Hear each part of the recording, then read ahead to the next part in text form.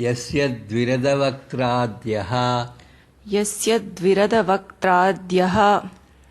ಪಾರಿಷದ್ಯಾಃ ಪರಃಶತಂ ವಿಘ್ನಂ ನಿಘ್ನಂತಿ ಸತತಂ ವಿಶ್ವಕ್ಸೇನಂ ತಮಾಶ್ರಯೇ.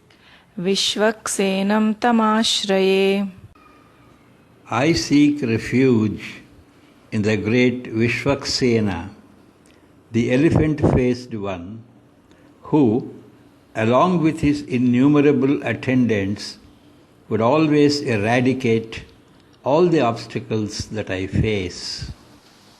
ನಾನು ಎದುರಿಸುವ ಎಲ್ಲ ರೀತಿಯ ವಿಘ್ನಗಳನ್ನು ಸದಾ ನಿವಾರಿಸುವ ಗಜಮುಖನಾದ ತನ್ನ ಅಗಣಿತ ಗಣಗಳೊಂದಿಗೆ ಇರುವ ಶ್ರೇಷ್ಠನಾದ ವಿಶ್ವಕ್ಸೇನನಲ್ಲಿ ಆಶ್ರಯ ಕೋರುತ್ತೇನೆ.